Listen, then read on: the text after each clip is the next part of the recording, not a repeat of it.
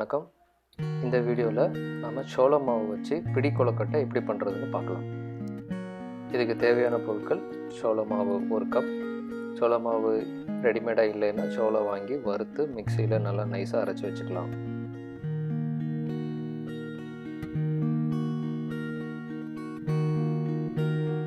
கொஞ்சம் எள்ளு,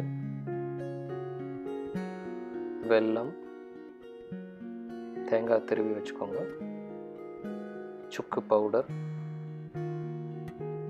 ஏலக்காய் பவுடர். ஃபஸ்ட்டு வெல்லைப்பாகு எடுக்கணும். அதுக்கு ஒரு வானிலையில் திருவின வெல்லத்தை போட்டு கொஞ்சம் தேவையான அளவு தண்ணி சேர்த்து நல்லா ஹீட் பண்ணிங்க அப்படின்னா வெல்லைப்பாகு வந்துடும். இது ரொம்ப கம்பி பாத்திரத்துக்கெல்லாம் பாகு எடுக்கணும்னு அவசியம் இல்லை. லைட்டாக தொட்டு பார்த்தீங்கன்னா கொஞ்சம் பிசுபிசுப்பு இருந்தாலே போதும். பாகு வந்து இப்போ ரெடி.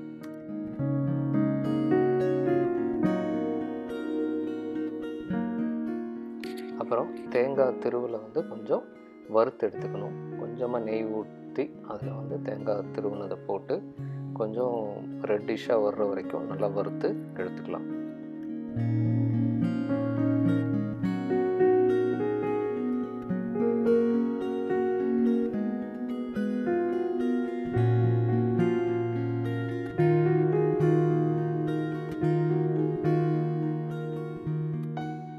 இப்போ சோள மாவோட எள்ளு சேர்த்து சுக்கு பவுடர் அப்புறம் ஏலக்காய் பவுடர் போட்டுட்டு நல்லா மிக்ஸ் பண்ணிக்கோங்க.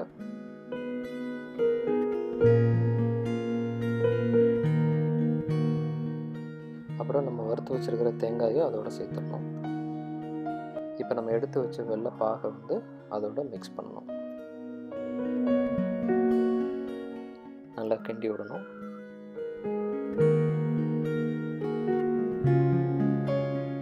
அப்புறம் கையில் வந்து லைட்டாக எண்ணெயோ நெய்யோ தடவிட்டு நல்லா கொழுக்கட்டையை அதை பிடிச்சிடணும்.